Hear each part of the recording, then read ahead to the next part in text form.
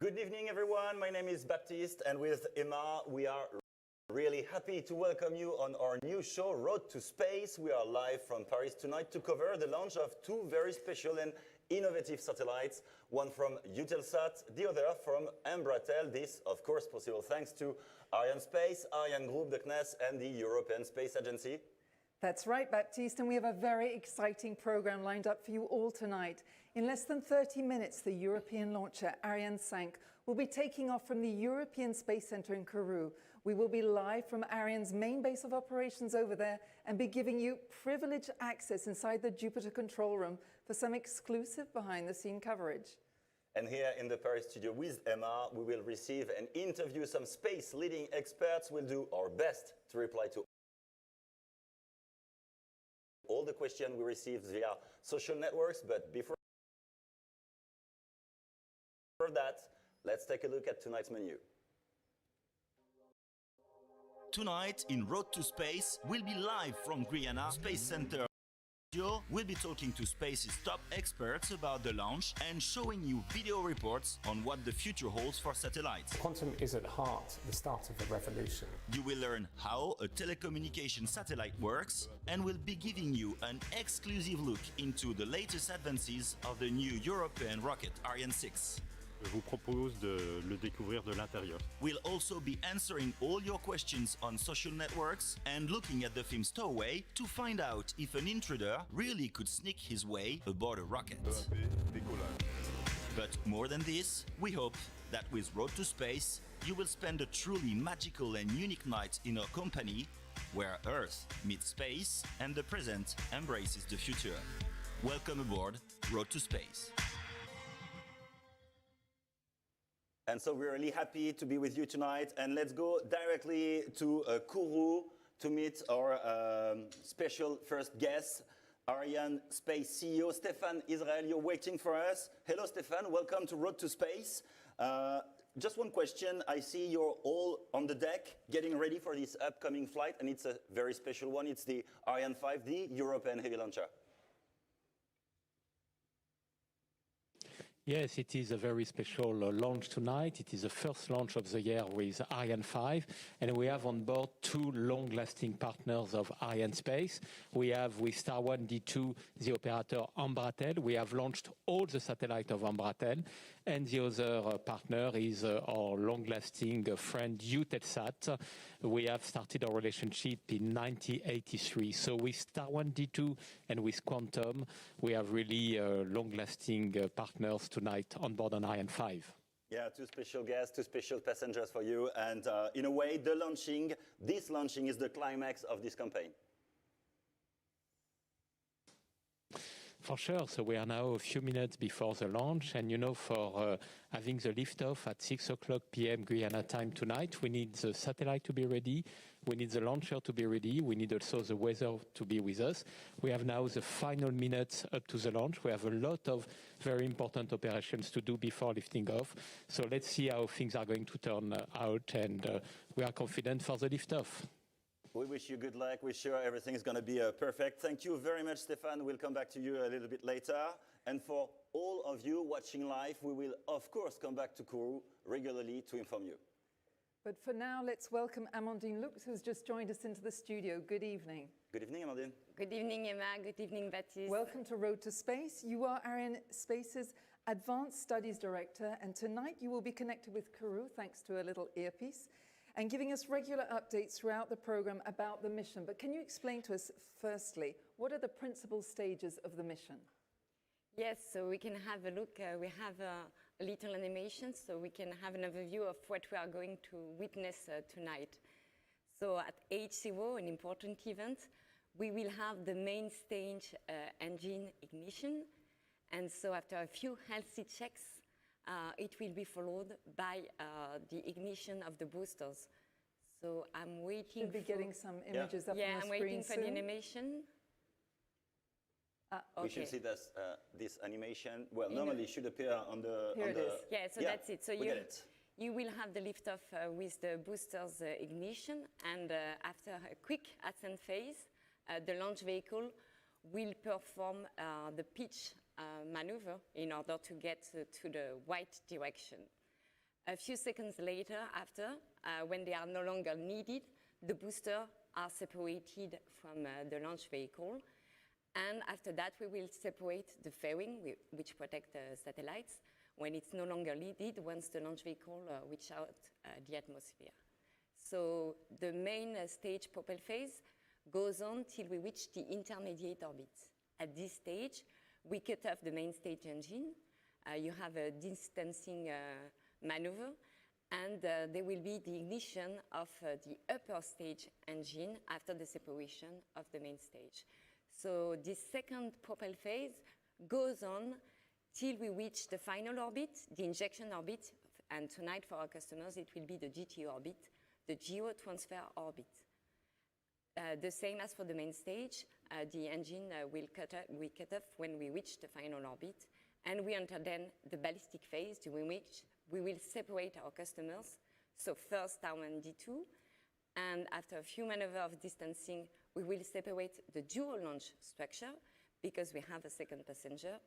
And so after the SILDA separation, this dual launch structure, we will separate our second passenger, Eutelsat Quantum.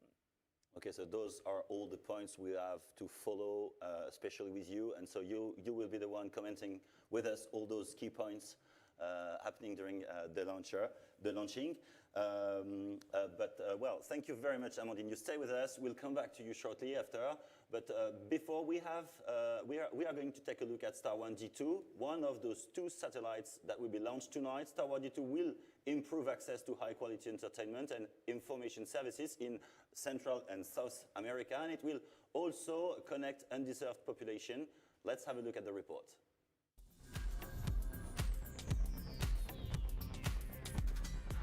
I would describe Star 1D2 as powerful, hybrid, and 4-band satellites. Multi-mission, high performance, and connectivity. Star 1D2 is the largest satellite ever launched for Embratel. It is the latest in a fleet of 12 satellites. Its role? To boost the coverage of satellites already placed into orbit for the operator. Kourou is a leading telecommunications company, and Embratel is part of it. Satellites will continue to be an important part of our infrastructure and business. We are part of the American Mobile Group, a leader in the telecommunications market in Latin America. Star 1D2 was built by Maxar at the manufacturing facility in Palo Alto in the United States. The satellite will be launched into geostationary orbit 36,000 kilometers above our heads. Star 1 D2 is an important project for Maxar because of our partnership with Embratel in the geostationary communications market. We have been working on this satellite here at Maxar since the fall of 2017. For over the past 36 years, Embratel and Arianespace have developed a strong and fruitful partnership. Since its creation in 1985, the Brazilian operator has entrusted the launch of all its satellites to Arianespace, and Star 1 D2 does not escape the rule. The CEO of Embratel explains to our journalists why the company always chooses an Ariane launcher. We are working with the key international players to have the best combination of technology, cost, and performance. Star 1 D2 will improve access to high-quality telecommunications and television services. It's intended to meet the needs of individual users, but also for businesses in South and Central America. The new satellite coverage will reach millions of people. The most important technological challenges that we had to overcome to build this satellite were the fact that there were many diverse payload bands to make this satellite operational. This hybrid satellite is composed of 4 different bands. The X band is for military use only. Star 1 C band has exceptional power. Thanks to this, the satellite will be able to offer television coverage to more than 20 million satellite dishes in Brazil. The KU band will accompany the country's transition to 5G, a government requirement. With the KA band, Star 1 D2 will significantly increase its mobile coverage capacity, particularly in the north of Brazil, which is one of the regions most affected by terrestrial connection problems. All of this will of course greatly benefit the population here. Each satellite beam will be able to connect 4,000 schools to the internet in the most remote areas. The development of the KA band in Brazil will also have an important impact on the agribusiness market. To reach remote areas is our aim, to be the best option in all the market. With a great coverage of satellite, we will help transform businesses by bringing more possibilities for companies to reinvent themselves and to improve their service, in addition to providing people with more ways to communicate and be entertained. Star 1D2, like the rest of the Star 1 fleet, will be controlled and monitored from the largest satellite control center in Brazil and Latin America, the Guiana Center. Created in 1983, it is located in the west side of Rio de Janeiro. But before taking off into space, the satellite had to go through another somewhat delicate journey. Its transport from Palo Alto to Kourou, in one of the largest cargo aircrafts in the world. Star 1D2 is now ready for its ride into space. Before this satellite takes off and finds its place amongst the stars, let's welcome our space expert, Raphaël Chevrier. Welcome, Raphaël. Welcome. Hello. You are a business developer in charge of innovation at Arianespace, and the question I want to ask you tonight is, today we can talk to whoever we want, anywhere in the world, but what about tomorrow? What does tomorrow hold? Well, first of all, I'd like to remind that half of the population worldwide still lack of a reliable internet connection. And so satellites are really the perfect solution to come in addition to the terrestrial network to provide connectivity to remote area where it's just too expensive to put a cable there. I'm thinking of archipelagos, deserts, and mountains. And just to give you a recent example, we launched last year a Japanese satellite, BSat-4B, who is right now providing TV broadcast in high definition for the Olympic Games that are happening right now. And I just wanted to remind that yesterday we had an engineer at Ariane Group, Astrid Guyard, who won the silver medal in fencing, and I want to congratulate her. Wow. Yeah, congratulations. What I understand is that it can change things for me as an individual, but what will it change for companies? We can think of like very unlimited application there. If you have like a strong connectivity, you can apply it to moving targets like trains, boats, autonomous cars, planes, and etc. There are strong implications in telemedicine also, with tomorrow doctors being able to really take care of a person's health remotely in real time, and to assist, for example, a chirurgical act at distance. And also all applications related to Internet of Things, so that tomorrow you can actually monitor your house at distance remotely in real time, anywhere. Well, thank you for all those information. You stay with us because we are going to focus now on the second satellite that will be into orbit tonight. Yes, Baptiste, and this satellite is Eutelsat Quantum. It was developed by ESA with the operator Eutelsat and the satellite manufacturer Airbus. It is what you call a game-changing piece of technology. To understand how innovative it is, let's watch this short report.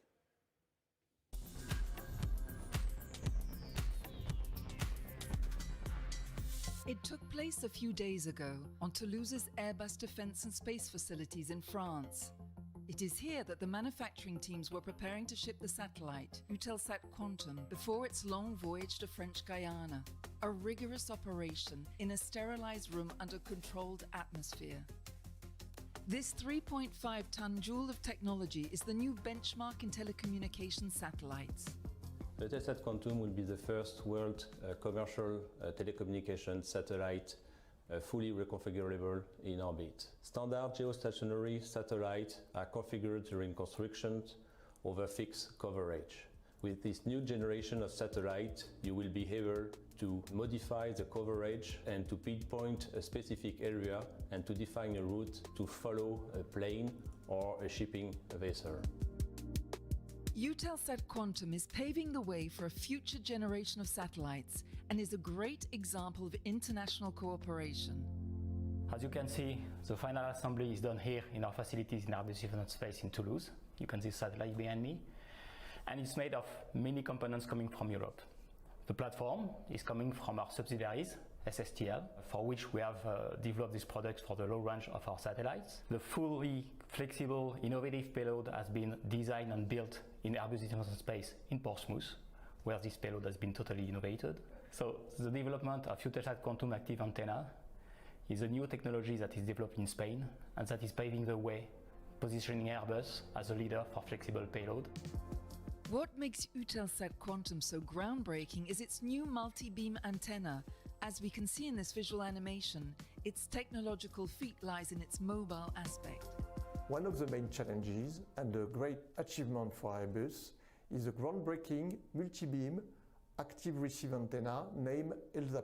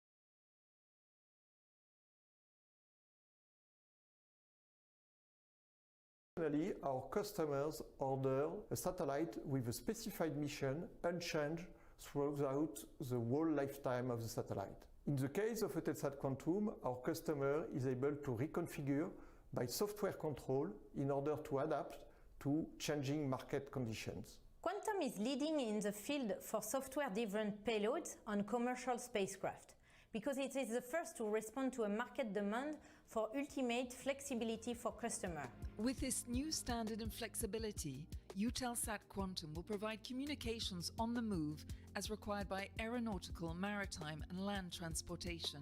It will also provide a rapid response to civil protection, natural disaster response and security missions, all using the latest encryption technologies. In a few minutes, we'll be linking up to Kourou for the launch of the Ariane 5 rocket. But for the moment, Raphaël Chevrier, our space expert, is with us. Raphaël, let's talk a little bit more about Eutelsat Quantum. And in the report we just watched, we talk about a geostationary position. What it is? Yeah. Well, this is the position where the satellite is actually going. It's at 36,000 kilometers from the Earth.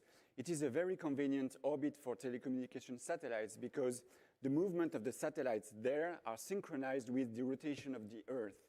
It means that they can actually provide the same applications all day long to the same region because they are facing the same region. So they're turning with the Earth at the same time. Exactly. Okay. So yeah, so 24 hours a day they can deliver services there. Okay, and also we've heard about the fact that the satellite will be placed at 48 degrees east. Yeah. Same question, why? Well, because this location corresponds to the region that the satellite wants to actually deserve the application. So in this case, it corresponds to a broad region from Europe to the Middle East. And well, you've heard in the report that Eutelsat Quantum is actually like a real concentrate of technology because this is a reconfigurable satellite. It means that it is as flexible as operating several satellites in orbit at a time, and it can quickly adapt to the market change geographically and in terms of frequency bands. Okay. So it's a real game changer. Yeah, it is opening a new way of doing business in space. Yeah. Oh, thank you very much, Raphaël. And for all you watching us live, just stay with us because we'll be heading back to Kourou in a couple of minutes. But just before, let's watch what's coming next. Tonight on Road to Space, we are live from Guiana.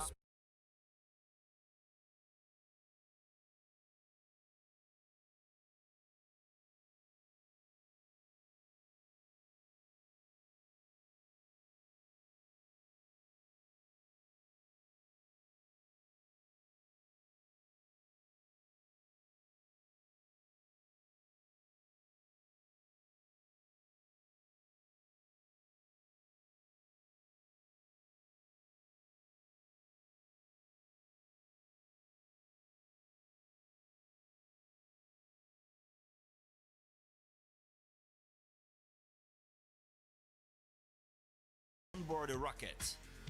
You want the answer? Stay aboard Road to Space and enjoy the ride. In less than 10 minutes, Ariane 5 will be lifting off from Kourou in French Guiana. But for the moment, let's welcome to the studio Mathieu Chaise. Welcome, Good Mathieu. evening. Thank you. Hi. Mathieu, you've been working for Ariane Group for the last 18 years. You were part of the Ariane 6 development program, but we'll talk about that later. For the moment, we have a question for you and Raphael from our social networks, which should be coming up just behind me here. This one is from Daniel Fisher, a tweet. Do Arianespace and ESA have a defined opinion about the precise altitude where space begins? 100 kilometers or less or more? Well, this question probably refers to the recent debate there was between two entrepreneurs that went to space.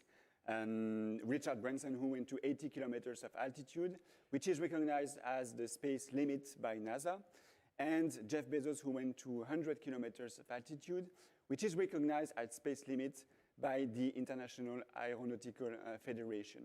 The reason for this debate is that the atmosphere is a continuous medium with no real limit.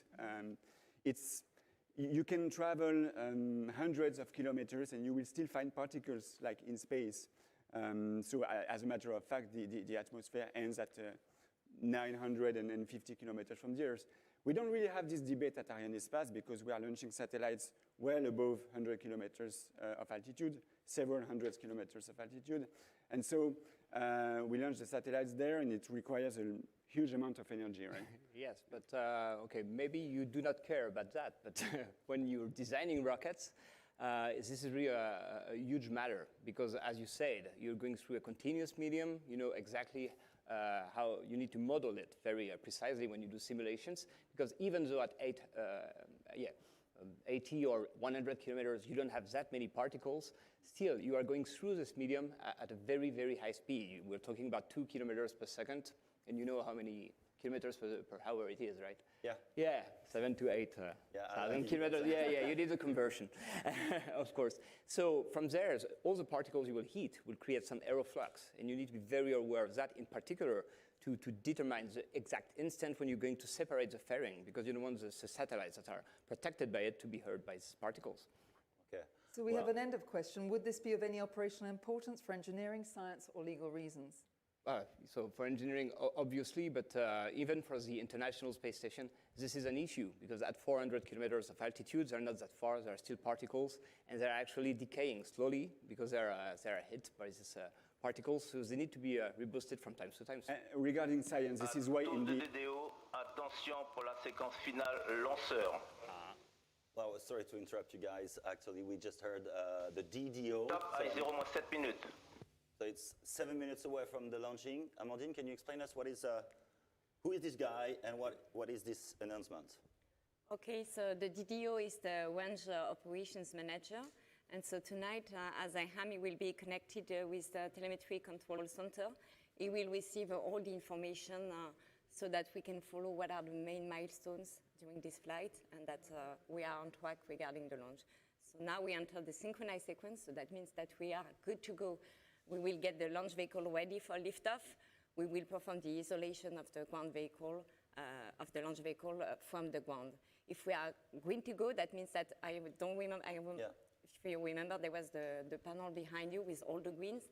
So that means that the space base is green. So space base ensures the means to track the launch vehicle and also the safety, the security. They monitor the safe weather conditions. We have, of course, the launch vehicle. And the weather is important? Weather is even really to launch important. a rocket? It's really important. It's really important at liftoff. I ask you that because we can fly with planes on every weather. Yeah, so. lightning are monitored because you don't want any kind of explosion at liftoff. And after that, you know, the trajectory is computed following certain conditions for the forecast. And you don't want to have, for instance, high velocities for the winds. Because of that, otherwise you would have some risk towards population. And so the last green that you need, of course, is the one from our customers. So now, this is the final autonomous sequence. Everything will be transferred to give autonomy to the launch vehicle. It will be isolated from the ground. We will give the power to the launch vehicle. the launch vehicle will be the brain of itself, and it will be ready for the liftoff with the last operation, the preparation of the ignition of the main stage. Okay, I'm sorry to interrupt you because I have the clock over there. We are 5 minutes away from the liftoff. Let's go to Kourou and let's go to the Jupiter control room to see what is happening over there. Hello, Cyril. Good to see you. You are our correspondent for Arianespace tonight, and you are going to be reporting for us from behind the scene in this famous Jupiter control room. Well, my question is simple. What is that room? I guess it's what we see behind you. Hello, Baptiste, and welcome. Yes, as you've said, I am in the Jupiter Control Center, and more precisely in what we call the fishbowl. This is the place where we receive all the information regarding the spaceport and the Ariane 5 status. But let me introduce the teams. So, just behind me in the front row and a little bit of the second one over there, we have the CNES launch specialists. They are in charge of coordinating and monitoring telemetry, weather data, telecommunication system of the spaceports, and so many other things. Now, right here on the second row, we have the satellite operators and manufacturers. They are here to monitor their spacecraft, and afterwards, they will confirm the acquisition of the signal, which then means that the satellite is fine. Next to them, in the middle, we have the CNES and Arianespace launch managers. That is where Didier is sitting. He's the one who gets to say the final countdown we are all craving for. Next to him, we have Arianespace mission director, the conductor of the mission, in charge of coordinating all the actors of the launch campaign. Now, all the way in the back, you have the authorities overseeing the launch. On the right, we have the one from the CNES, and on the left, the one from on the right, we have the one from ESA, and on the left, the one from the CNES. Now, let me take you to a very special place, Arianespace's den. So, this is where we have the area dedicated to the Arianespace project managers and the satellite program directors. They are here to make sure that everything is going smoothly. Now let's get to our final stop. Well, actually, you've already been here earlier today with Stéphane, who is now sitting right there. So this area is where our top management is overseeing the entire launch. And on the other side of this glass wall, you can see that tonight we have an audience. They are from the client's teams and from the spaceport. And we also have a few outside guests. As you can see, they are opening the door to actually let the public outside in order for them to actually be able to watch the show live from the terraces. Well, thank you very much, Cyril, and we'll let those people concentrate because we are 1 minute and 28 seconds away from the launching, so from the liftoff. So now we're gonna watch the show because this is what we are here to enjoy the show. And yeah, cross fingers. That's not exactly how we call it as engineers. Attention, yes. une minute.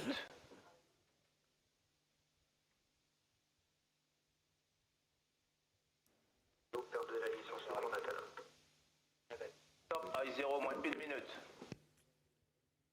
So it's one minute away from the launching. We hear the DDO. This is the DDO speaking, announcing different steps. Exciting. And we will have the countdown within a few seconds. We are 45 seconds from the liftoff. 40 seconds away, wow. And I guess everybody over there is concentrated. Look, and look at Amandine. Sitting next to me is really... I lived that so many times. You don't know all the things that can happen. So I'm really focused. It's difficult for her because she has information on one side, talking to her. 15 seconds away. À tous de DDO, attention pour le décompte final. 10, 9, 8, 7, 6, 5, 4, 3, 2, 1, top.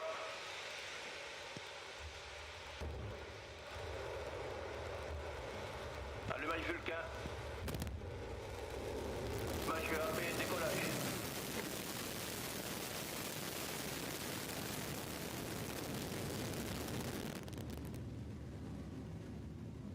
Maneuvers ongoing. So impressive. Paramètres à bord nominaux.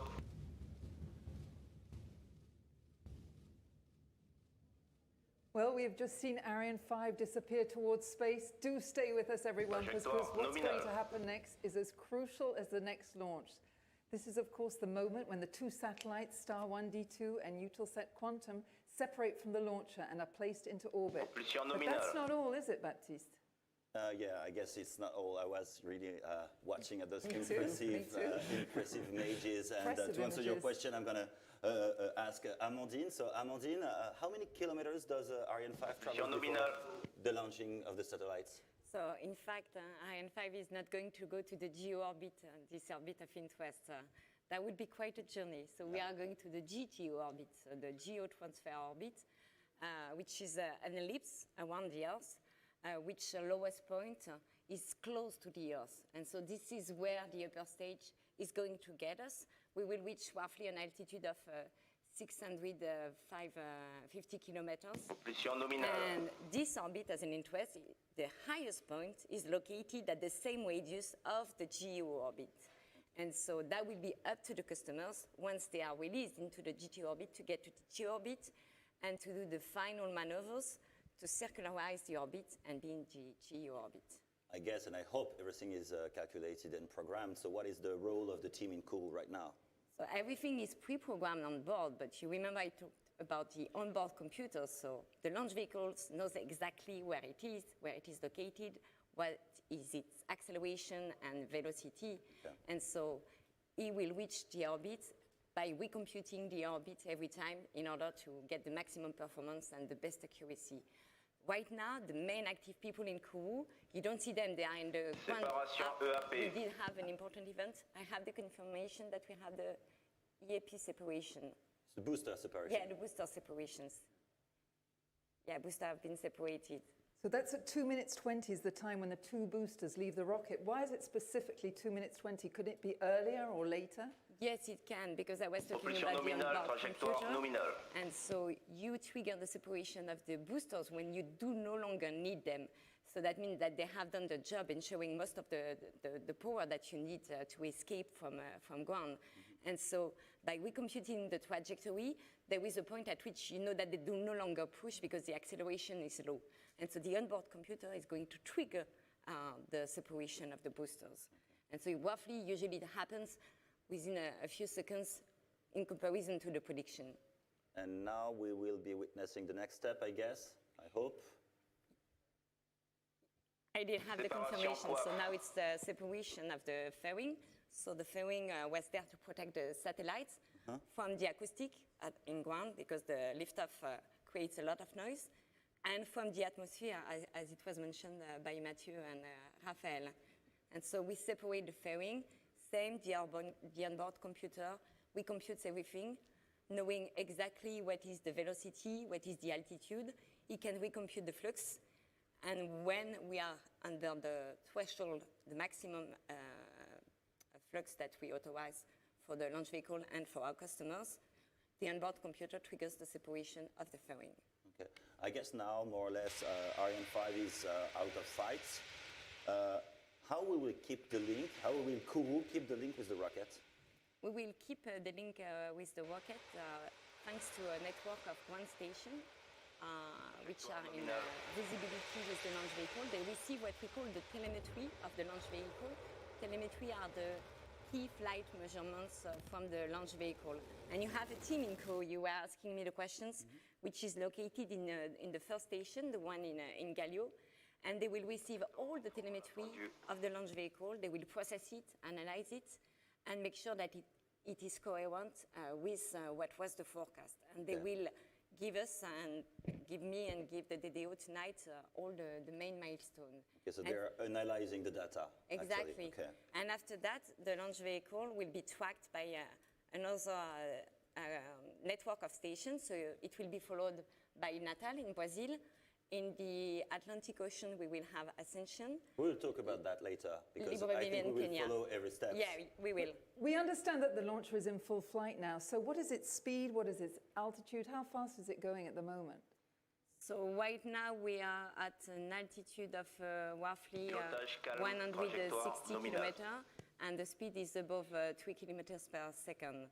And Okay. so to explain the audience, you have all the numbers, all the data in front of you. We do have the data.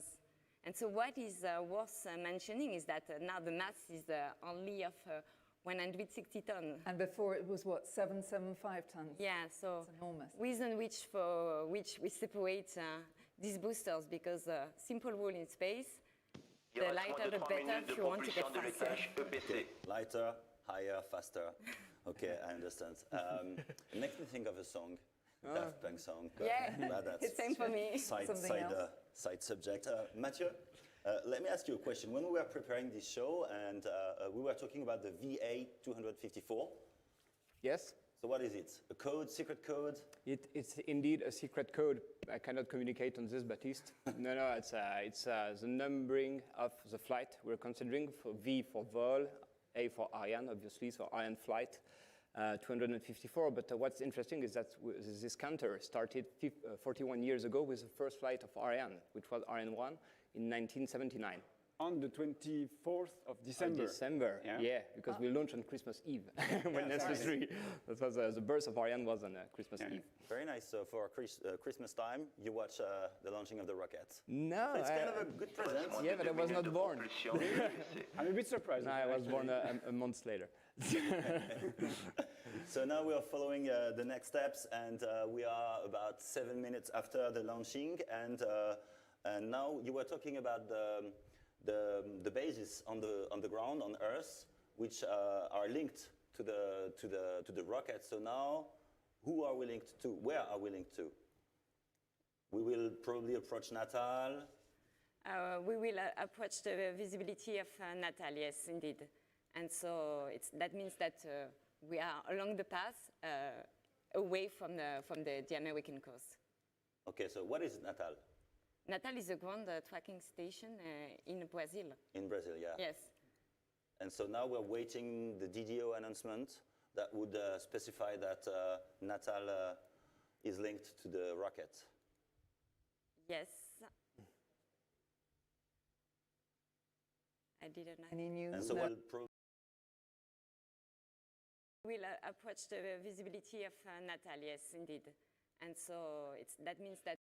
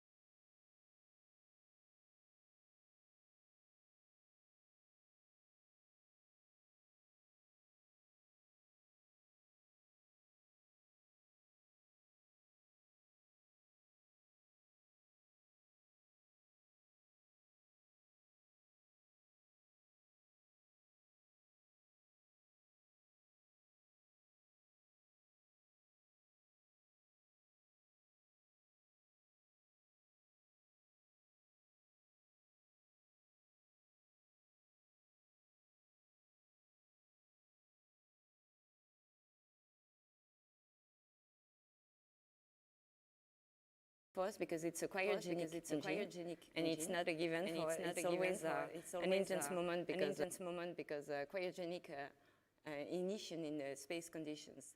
So now we enter the second propel phase with the upper stage that will get our customers to the final orbit, the GTO orbit. Okay, well, thank you very much, Amandine. We keep on focusing on all those important informations. Thank you, Amandine. Thank you so much for all that. now focus on today's passengers. 2 telecommunication satellites. How do they work? Well, the answer is in this short report, guys.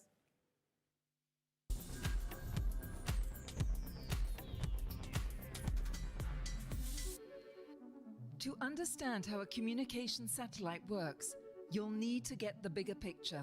A satellite is made up of 2 parts. The service module or bus is the part that contains the equipment necessary for its operation. The other part is the communication module, called the payload. This is where the antennas and electronic equipment are located. Information is sent from a ground station, which then transmits this information to a satellite in the form of high-frequency signals. These signals arrive in the transponder, which receives and transmits the signal. They are then sent back to one or more other ground stations and relayed by antennas or cables to the end user. Looking up at the sky, we could notice that some satellites remain fixed and others move quickly. This is because they are not located in the same orbits. A satellite that remains fixed is in the GEO orbit, for geostationary. At about 36,000 kilometers in height, at the equator level, it revolves with the Earth. This is why it seems to be fixed in the sky, while it is moving at 3 kilometers per second. At this altitude, the satellite constantly covers a very large geographical area that never changes. To serve specific applications, geosatellites will need a hand. Some of them need a latency that is extremely low. Latency is the time needed for the signals to reach the satellite and return back on Earth. Less than 500 milliseconds on the one hand, less than 50 for low Earth orbit, LEO satellites. But as they are lower, between 400 and 2,000 kilometers of altitude, they move faster and cover a limited geographic area for a short time. They are then operated in constellations.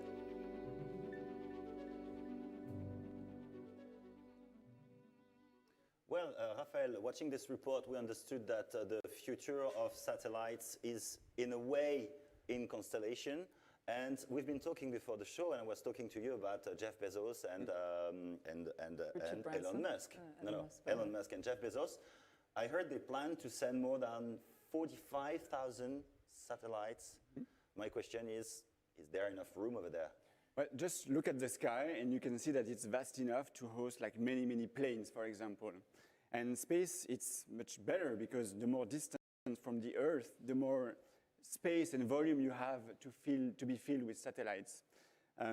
It's not an issue in geostationary orbit because it's very far from the Earth. In LEO orbits... L'acquisition de la télémesure par la station de Natal. Yeah. Sorry to interrupt you. Amandine, what does it mean, Natal? Yeah, Natal, so that means that we have the acquisition... de télémesure nominale, attendu. Yeah, it was as it was planned, so we had the acquisition.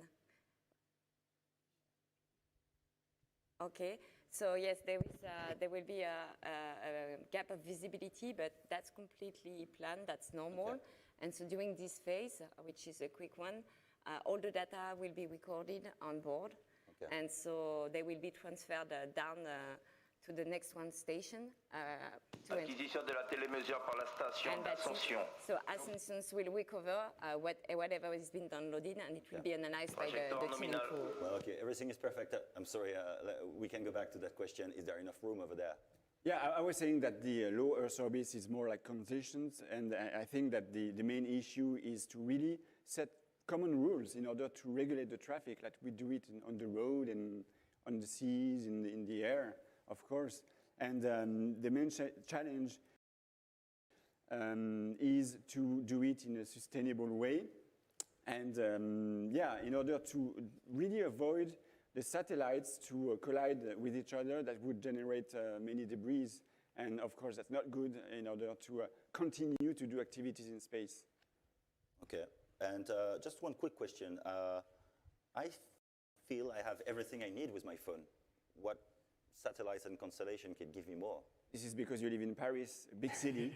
And so, yeah, no, I mean, satellites are like a very good, even in big cities actually, satellites are good solutions to bring resilience to terrestrial networks. But it's also a matter of sovereignty for states, and this is why the European Commission is working on its own constellations of satellites in order to bring internet connectivity to European citizens. Okay, well, thank you very much, Raphael. In less than 15 minutes, we'll go back to operation room in Kourou to watch the next stage of the mission.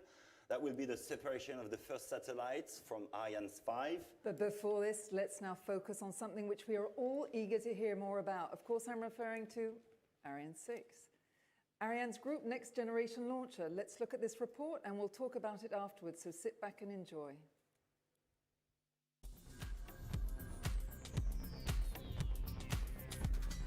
4 kilometers from Ariane 5's launch pad, the future is well underway. Here at Ariane 6's launch zone, it's been a hive of activity with its new impressive mobile gantry built on the launch pad and Ariane 6's assembly building. Work was carried out on 170 hectares of land surrounded by a tropical jungle, which now hosts the launch complex LE4. Thierry Vallée is the site manager for CNES. Nous nous trouvons actuellement entre le bâtiment d'assemblage lanceur et la zone de lancement sur la route qui relie donc les deux installations. A giant mobile gantry has been built. It is 90 meters high and 50 meters wide and weighs in at 8,000 tons. It is heavier than the Eiffel Tower. The inside of this structure will be used to protect the workers in case of bad weather while they assemble the launcher. Le portique d'Ariane 6 a cette particularité d'être mobile parce qu'il a besoin de pouvoir être déplacé de 140 mètres vers le nord pour dégager le lanceur quelques heures avant le décollage. The infrastructure is already well underway, and since April, tests have been carried out in the spaceport, as you can see from these impressive images. Around the launch table, 60 valves must open in less than a second to let 30,000 liters of water gush through per second. Le lanceur donc émet des gaz chauds à plus de 3000 degrés et génère des vibrations à 180 décibels, donc c'est à peu près 1 million de fois le bruit d'un marteau-piqueur. Et donc on imagine bien qu'il faut protéger les installations de toutes ces agressions lors du décollage. Les 900 mètres cubes d'eau qui sont nécessaires au déluge viennent d'un château d'eau qui conserve donc cette eau à plus de 80 mètres de haut. After the launch, the water is pumped and sent to a water treatment plant. Tous les paramètres naturels de l'eau vont être vérifiés et contrôlés. Et au bout de 2 semaines environ, donc l'eau pourra de nouveau être relâchée dans le milieu naturel. In the meantime, the launcher is also getting itself ready. Ariane 6 has just passed its biggest technical challenge to date, the engine tests, which were all successfully completed. Tous nos systèmes propulsifs ont terminé leurs essais de qualification et on a maintenant devant nous la démonstration que ces systèmes propulsifs fonctionnent dans leur environnement du système lanceur général. Ce sont les essais à feu à Lampolshausen et en Guyane. Les deux grosses innovations, c'est sur les boosters à poudre avec une enveloppe composite et l'APU, ce système cryotechnique multirôle est unique au monde et on l'a inventé dans le courant du développement. At the foot of the rocket, the P120C boosters, which also equip the Vega C launcher, can be integrated with either 2 or 4 boosters on Ariane 6. They provide thrust during the first 135 seconds of flight and ensure escape from the Earth's atmosphere. The second engine, the super powerful Vulcain 2.1, is the main stage engine and provides a thrust of 140 metric tons. Then comes the Turner Vinci, the upper stage engine. It's reignitable and enables improved precision on all types of missions and towards all orbits. The fourth motorized system, the auxiliary power unit, is the rocket's major asset. It enables payloads to be deployed into several orbits. This is crucial for satellite constellations. Pour le lanceur lui-même, on a défini l'architecture du lanceur. On s'apprête à déposer la définition que l'on va qualifier pour aller en vol. Et à côté de ça, on a commencé à produire les étages. Un premier étage supérieur est sur son banc d'essai à Lampolshausen pour réaliser des essais à feu dans les semaines qui viennent. Et on réalise également le lanceur qui va partir en Guyane en septembre pour réaliser les essais combinés du sol et du bord. In Kourou, the European Space Agency, which funds and manages the entire Ariane 6 program, supervises the work carried out by CNES and Ariane Group. Ici, nous nous trouvons devant le BAL, le bâtiment d'assemblage lanceur d'Ariane 6. The agency is the architect of the project and is the main link between Europe and Guyana. Dans ce bâtiment, nous intégrerons à l'horizontale, contrairement à ce qu'on faisait sur Ariane 5, les 2 étages, corps central d'Ariane 6. For the moment, this is just a mock-up at the launch pad. Once the technical qualifications of the rocket elements are completed, Europe's spaceport will start its combined tests. Pour ces essais combinés, nous aurons les premiers éléments maquettes, mais des vrais éléments lanceurs qui viendront des Mureaux, de Bram, etc. ici en Guyane, s'interfacer avec les éléments du sol développés par le CNES. L'objectif, à la fin de ces essais combinés, c'est l'autorisation de la première campagne de lancement Ariane 6. In Ariane 6 schedule, this is the last step before its inaugural flight.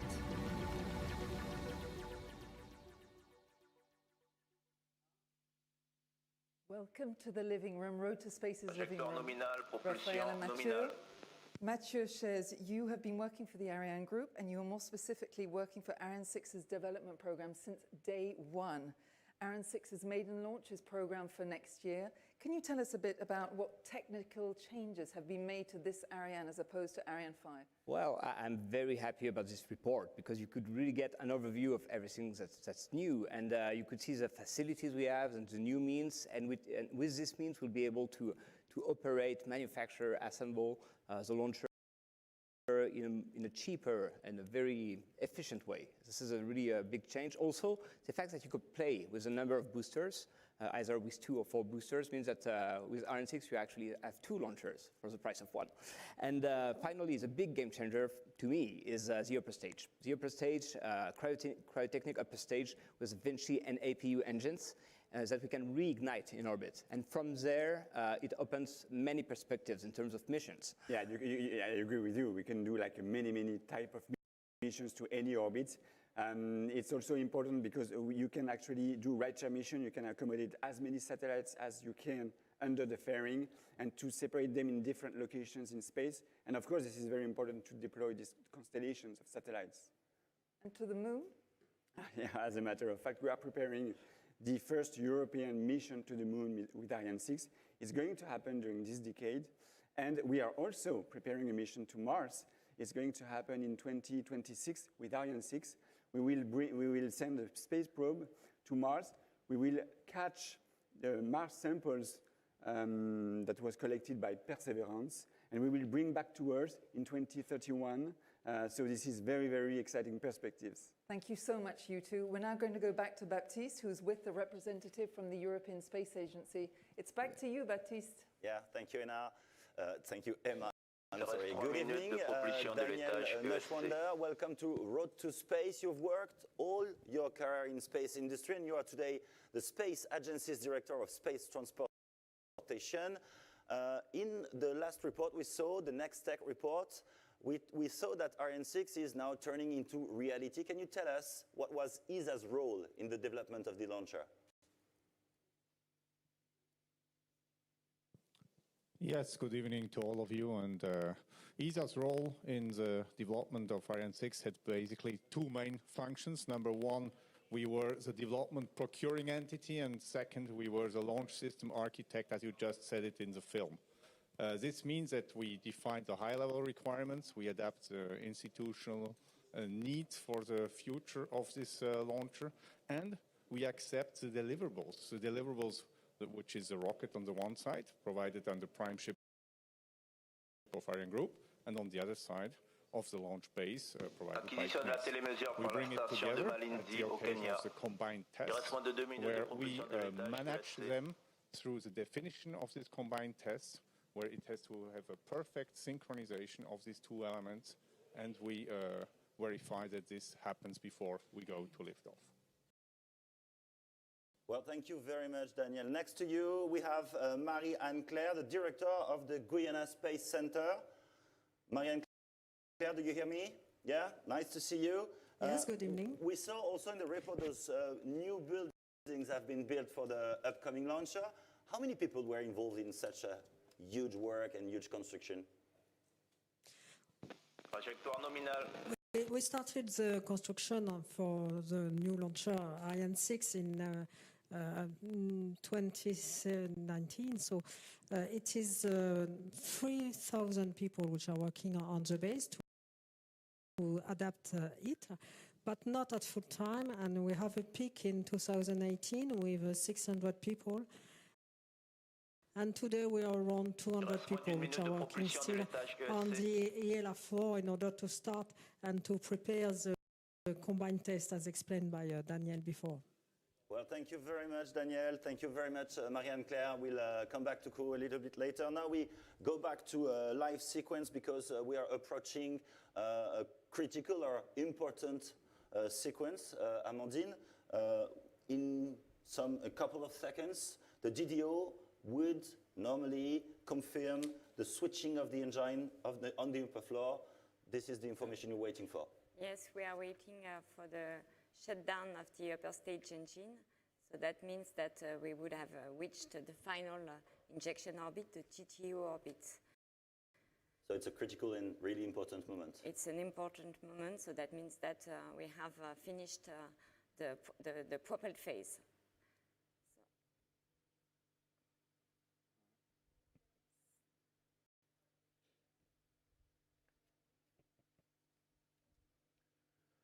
What happening? Okay, so we had the confirmations that, so the upper engine has been cut off, and so now we are in orbit. So as we say, so far, so good. Thank you very much, Amandine. In a minute, we'll be focusing on our social networks and answering your question. Just before, let's have a look at what's coming next. Tonight, in Road to Space, we've just witnessed the launch of Ariane 5 and 2 telecommunication satellites. Shortly, we'll be answering all your questions from social networks and taking a look at the science fiction film Stow Away. We will ask our experts, is it really possible for an intruder to get aboard a rocket? How long was I out? Please, I gotta get back. We're not going back. What do you mean? We're not going back. This is a 2-year mission. Fact or fiction, stay with us for the next part of Road to Space. Raphael and Mathieu, well, we're back and we have another question for both of you from our social networks. As you know, our time is limited because in less than 4 minutes we'll be going back to Kourou, where all the team is waiting for the next step of the mission, the first separation. But I've got another little tweet from Arthur du Abmir, who's asking us about the Kessler syndrome. Now what is the Kessler syndrome? Well, this is a theoretical scenario according to which the number of space debris in low Earth orbit reach a point where it creates like a chain reaction, leading to so many debris in orbit that we would actually not be able to use space anymore. But thankfully, in Europe, we have a French space law which is ruling the way that we are performing our launch missions in a way that we are observing the best practice in order to really make launch services in a most sustainable approach. Yes, indeed. So I just told you about the fact that you can reignite the upper stage of Ariane 6. We'll be able to do that, which means that at the end of the mission, once you've deployed the satellites, you'll be able to reignite the Vinci engine or the APU to perform a deorbitation, which means that you remove the upper stage from its orbit. So it means basically that at the end of the mission, we clean behind us. Yeah, the Kessler syndrome, the Kessler effect you're talking about reminds me of the first sequence we had in the movie Gravity. Is it the same thing? This is exactly the type of catastrophic event. Hopefully more studying movies than... We are not there yet, thanks to Thomas Pesquet. Well, thank you very much. Thank you both for all this information. Thank you very much. We have more questions for you, and we will try to answer all of them by the end of the program. But now it's time for us to focus on Embratel satellite Star 1 G2, which is just about to separate from Ariane 5. So we're waiting for this moment. And Amandine, you will tell us? Yeah, I will tell you. For the moment, we are doing all the maneuvers necessary before the separation of the satellite. It's what we call the space ballet. So you want to get to the right attitude, the one desired by the customers, the right spin. And I did have the confirmation of Star 1 D2. Star 1 D2. Well, Star 1 D2. So far, so good. Let's go back right now to Kourou, where normally Cyrielle should be linked with us. Cyrielle, are you waiting? Do you hear us, Cyrielle? Well, we can see all the faces in the Jupiter room. Everybody is really concentrated. Ah, Cyrielle, it's good to see you. What's the atmosphere Yes, welcome there? back, Baptiste. Well, actually, as you can see, still tensed. We just got the confirmation of the separation for Star 1D2, but let's remember that we still have a second passenger on board, and the mission is not over just yet. So that's why you see that people are still working, concentrated, and we're waiting for the next update. Well, thank you very much. We could say that half of the job is done, main part of it, but we still have a big issue. And this issue, Amandine, we are going to talk about this first separation with you, Raphaël. But just before, Amandine, can you tell us more about SILDA? Okay, the SILDA is the black cone that you can see on the animation. So that's what we call the dual launch structure, and that allows us to perform the dual launch configuration. And in fact, what you want to do is to make the most of all the performance available. I did have the confirmation of the separation of the SILDA. So the SILDA is the structure that allows you to embark two satellites that want to go to the same direction. Okay. And in fact, if we want to talk about innovation, that's somehow a precursor of the next White-Share missions. And now we will perform the next maneuvers in order to get to the right attitude and orientation for Eutelsat control. Thank you, Amandine. Now, if I can come back to you, Raphael, and talk about the first separation that just happened. For the operator, Embratel, this must be such a relief for all the teams over there. They were under such a lot of pressure. What do you think?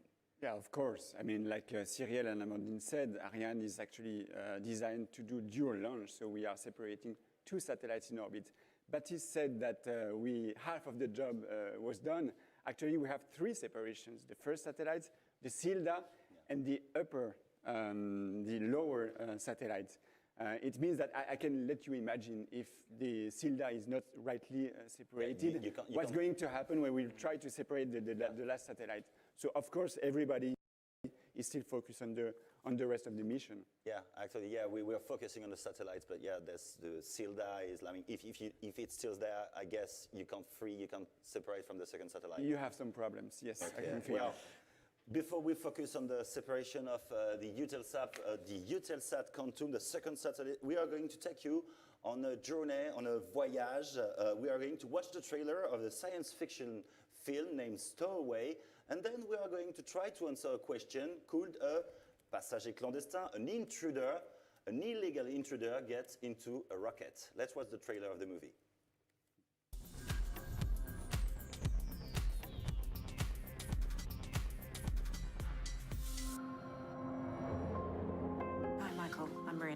The commander of the ship. Do you remember what happened on the pad? I'm a launch support engineer, ma'am. How long was I out? We took off about 12 hours ago. 12 hours. I need to get back to my sister, please. My sister, she's alone. Please, I gotta get back. We're not going back. What do you mean we're not going back? This is a 2-year mission. 2 years is a long time to be away, but this is the opportunity of a lifetime.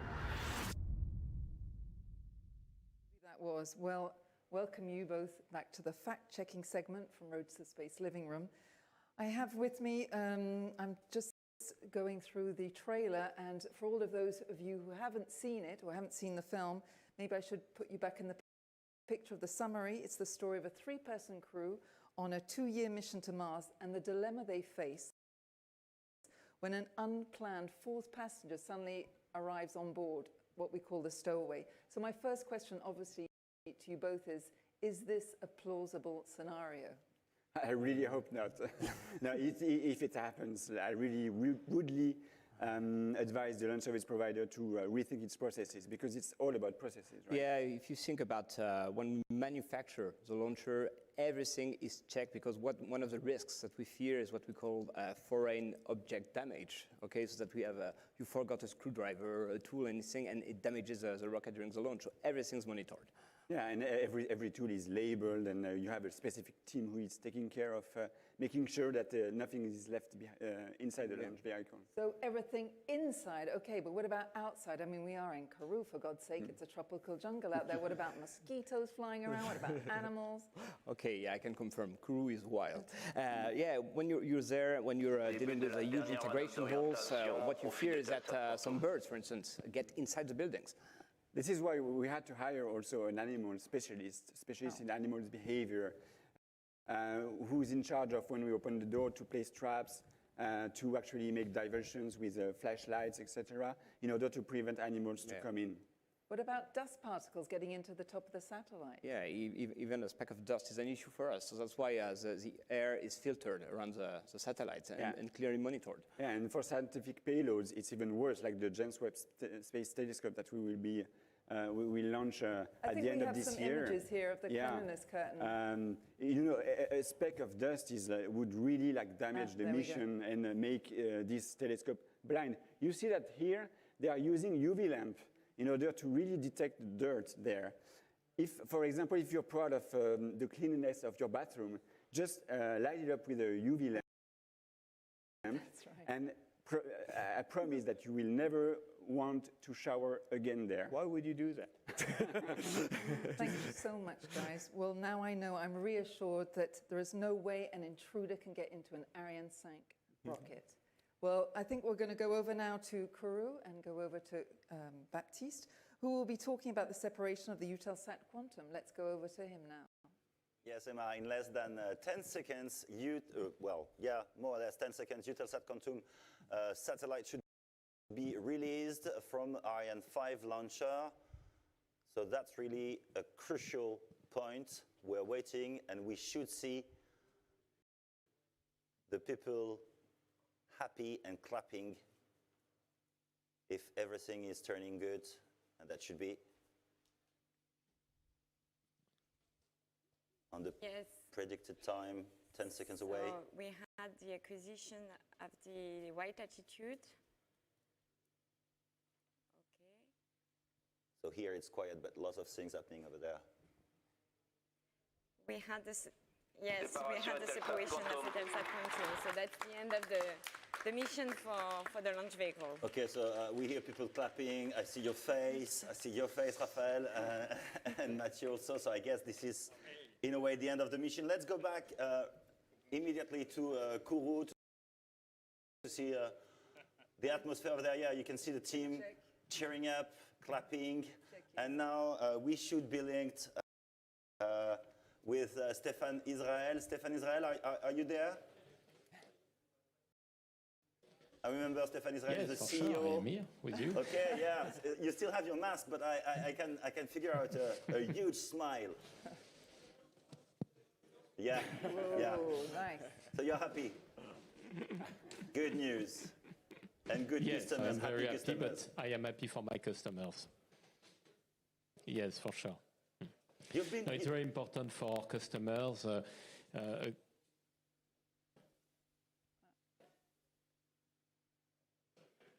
Well, it's okay. This is why we are launching satellite, because we have a little delay between Stéphane and me. And well, you were talking about your happy customers. I guess it's really important for you. Yes, it's very important for Arianespace because it was the first Ariane 5 of the year, and it had to be a success, and tonight it's a great success. It's very important for us to pay the tribute to all the contributors of this success. We have our prime Ariane group. We have here with us CNES, which is our daily partner in CSG. We have ESA. It is a success of the whole European team, for sure, Arianespace as well. And for our customers, Brazilian customer Embratel, French customer Eutelsat, very innovative satellite, Maxar, American manufacturer, Airbus Defence and Space, European manufacturer. Tonight, it's a victory for all of them, and I really want to thank them for their trust to Arianespace. And it's a great start for what you call the Ariane season, because it's just the first launching. Yes, it is the first of the Ariane season, and you know that now we have two very important Ariane 5 which are about to be launched. One will be for SES and the French DGA, and the other one for James Webb Telescope. It will be the climax of the year. And we have also, during this summer, a very busy summer, we will have Vega for Pléiades Neo for Airbus on August the 16th, and then a Soyuz from Baikonur on August the 19th for OneWeb. So it is also the beginning of a busy summer for all our teams. Well, thank you very much. Good luck for a huge job you have during the summer, and we'll be watching, definitely. We'll be watching the next launching. Thank you very much, Stéphane. Meanwhile, let's take a moment to answer one last time the question sent by our audience, and it sure is a headline topic we've kept for you. Let's take a look with our first tweet from Astro Hayden, who I believe is a boy, is a guy. Greetings, Arianespace. I'm very excited for the future with advancement of technology capabilities. How far are we away to one day launching humans on an Ariane rocket? Yeah. That's a question for Ariane. Okay, but I can confirm it's a boy, actually. We know well. It's a boy? Yeah, during lockdown, he made very good use of his time because with his parents, he built an Ariane 6 model, which is very, very nice. So he's probably one. He will be maybe sitting on your chair, Yeah, and maybe he'll build a rocket that bring human to space. And I'll tell you why, because I think we have all the techno bricks to go to space. What do you need? You need to have a reliable launcher with high performance. That's what you'll get with Ariane 6, because we'll be able to launch more than 4 astronauts to space with the performance we'll get. You need to be able to re-enter from space. This is something that has been demonstrated with the IXV program. It will be done with the Space Rider, something that we master. And then the final brick would be, can you do a capsule? Can you do a spaceship that goes to space? We did that 5 times, launched by Ariane 5 with the automated transfer vehicle. But we are still doing things on that topic with Orion, for instance. Yeah, we can mention that ESA is implied in the Orion module, which will bring human back to the moon, actually. Whoa. Yeah, so I actually really agree with you, Mathieu, that Europe has everything needed to do this. The experience, the technology, and the motivation also. Oh, yeah. And as a matter of fact, also in a more commercial perspective, this market is getting stronger and stronger. Today, with astronauts going more often into the ISS, that is where our European hero, Thomas Pesquet, is actually running some experiments. Watching our live now. I hope he is watching us, yes. Hello, Thomas. And tomorrow, many more astronauts going to the moon. And so, yes, just... Let me ask you a stupid question. Why should human go back on the moon? For many, many reasons. First of all, because I was not born when it happened before. Okay? So I need to do this live. And the moon is also very scientific, a lot of scientific interest. Because we went there, but we didn't... we went to a very few locations on the moon, and we brought back samples that are very limited, and the moon can really bring us knowledge on how the Earth was formed. But also, the moon has resources on the surface. You can, for example, transform the regoliths, which is the dust that is covering the surface of the moon, into water or oxygen. So it really gives you the conditions to really dream of a sustainable presence of a human on the moon. And you can also dream of transforming it into fuel in order to fuel rockets that would lift off from the moon and go deeper in space, for example, Mars, but even deeper than that. So lots of very exciting perspectives on the moon. That's a dreamer. That's a dream. We had another question on social media. We had one from Roman, Batman he's called. Is the Ariane 5 officially certified to fly humans? Yeah, I think it refers to the fact that Ariane 5 was also initially thought to be flying Hermes, which was the European spaceship somehow program, but it didn't happen. But there's a good point about this is that the high reliability you have with Ariane 5 is actually in the DNA of the rocket because of this ambition. So it has not been certified per se for human spaceflight, but still we somehow inherit from it. Okay, can we dream big and imagine, for example, a space station like the ISS around the moon? This is not a dream. It's actually happening. Yeah. Like, the ISS, the International Space Station, is going to come to an end.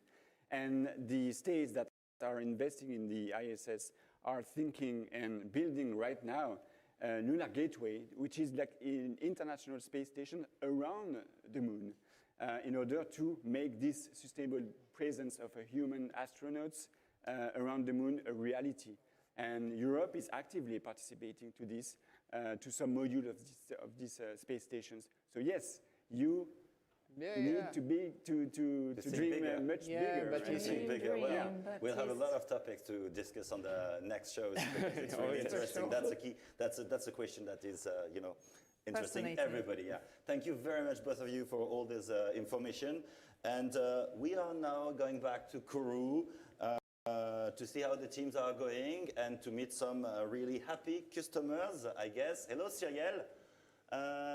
It looks you've changed place. Yes, actually, I'm a little closer to the main screen we have in the fishbowl. Well, okay, so close to the main stage.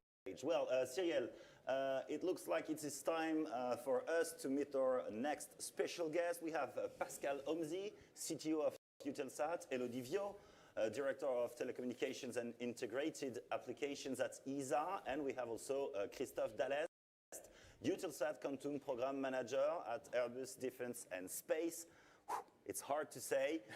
Can you ask them some questions for us, please? Yes, of course, Baptiste. So, Pascal, you just saw your satellites separate from Ariane 5. How do you feel? Well, I have to say that I feel absolutely incredible. So we have received the telemetry.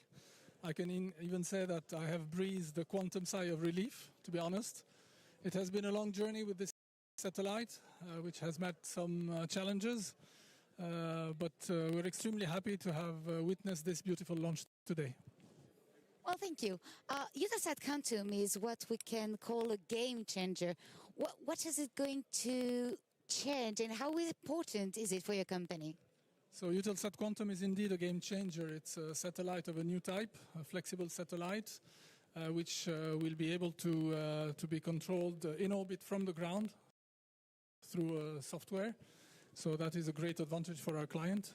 So coverage and power, spectrum and capacity are going to be reconfigurable at any time. So this makes an extremely good use of resources. So it opens also the door for new applications like data, government and maritime applications. Well, thank you, Pascal. So, Elodie, the satellite was developed under a public-private partnership, right? Exactly. So Quantum Satellite is a satellite that has been developed on a private partnership, public partnership, with the operator Eutelsat and this European Space Agency. So these public-private partnerships allow us to share the risk with the operator and boost the innovation that Eutelsat Quantum Satellite is carrying on board. Okay, so it is really important for the European landscape, right? Yes, so many countries, 6 countries got together to support all the innovation developed on board of Eutelsat Quantum. So UK, the Netherlands, Spain and Italy, as well as Norway and Canada, boost their industry and supporting the commercial private actors. In addition to that, we have now Eutelsat Quantum that is leading the way of getting towards software-defined satellites. And there is now the next generation of satellites that they are under development with a lot of innovation between the European Space Agency and all the commercial actors. Wow, that sounds incredible. Thank you, Elodie. So now, Christophe, it has been a long journey for your team. They had to develop brand new technologies for the satellite. How is it to be part of such an incredible journey? Well, it was a very exciting project. I would like first to thank the Airbus teams in the UK, in France, in Spain, in Italy, in the Netherlands, and as well as the SSTL team for their hard work and dedication throughout the program. The program has been made possible by the very strong support from ESA through this public-private partnership, and as well thanks to the very constant will of Eutelsat to go throughout the program. So it has been a very important experience. Now we have received the spacecraft telemetry. We know that we have a bit of critical operation to perform in order to complete the job and to go through the early orbit phase and through the in-orbit acceptance. But I'm sure that the Airbus team, along with all the partners, will carry on to bring the customer satisfaction at the high level. Well, thank you, Christophe.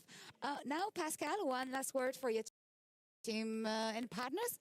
Well, I would like to thank, obviously, our supplier and partner, Airbus, the teams in the UK and in France who have been working on this satellite for quite some time. I would like also to thank the European Space Agency and the UK Space Agency for having contributed to the funding of the development and construction of the satellite. Of course, our long historical partner, Arianespace, who offered us a fantastic launch today. I would like also to thank our co-passenger, Star 1D2, with the team of Marcello, who shared the ride with us today. And of course, the team of Eutelsat, those who are here with me and those who are also back in Europe, who have been working on this satellite. Now the time has come to go and sell. I have a personal note for Philippe Oliva, my colleague from Eutelsat, who is the Chief Commercial Officer. Philippe, now you have the satellite, you can go and sell, and I wish Eutelsat Quantum a really long life and a commercial success. Thank you very much. Well, thank you, Pascal. We shared you too. And thank you to you all over there. Thank you, Cyril. Cyril, it looks like it's time now to meet with another special guest. You have a representative with you from Embratel, is that right?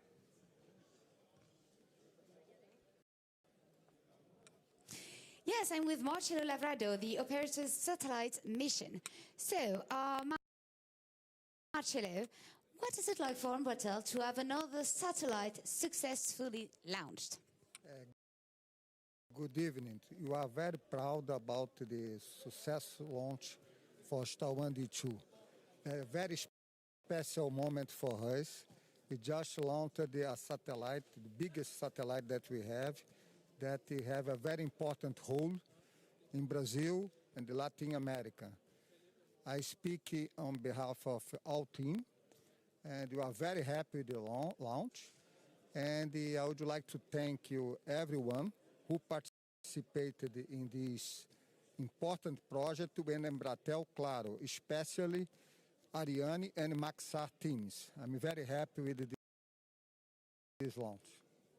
Well, thank you, Marcello. So, how important is Star 1D2 for Embratel and for the market in general? This satellite is very important to us, and in the Central and the South America, especially in Brazil, in places where the terrestrial infrastructure does not reach. The satellite has a very important role to connect the people and the business. And the Embratel segment with the Star 1D2. And I'm very happy with this launch and the long life for our satellite D2. Well, thanks again, Marcello. I know you still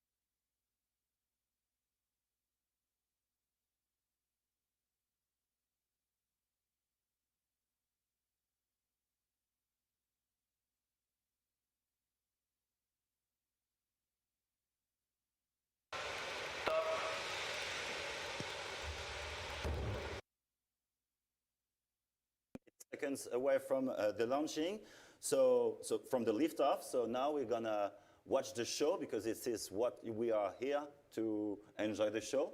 And yeah, cross fingers. That's not exactly how we call it as engineers. Attention, Yes. une minute.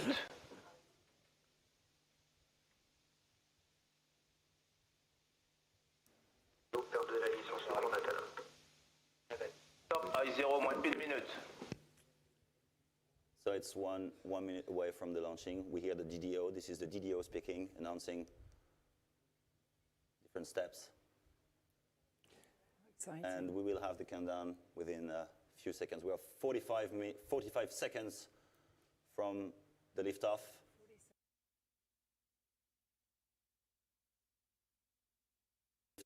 40 seconds away, wow. And I guess everybody over there is concentrated. Look and at Amandine. Sitting next to me is really... I lived that so many times. You don't know all the things that can happen, so I'm really focused. It's difficult for her because she has information on one side, talking to her. 15 seconds away. Tous de DDO, attention pour le décompte final. 10, 9, 8, 7, 6, 5, 4, 3, 2, 1, top.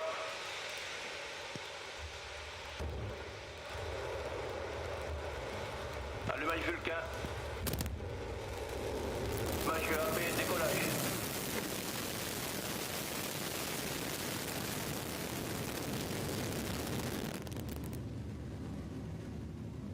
Maneuvers ongoing. So impressive. Paramètres à bord nominaux.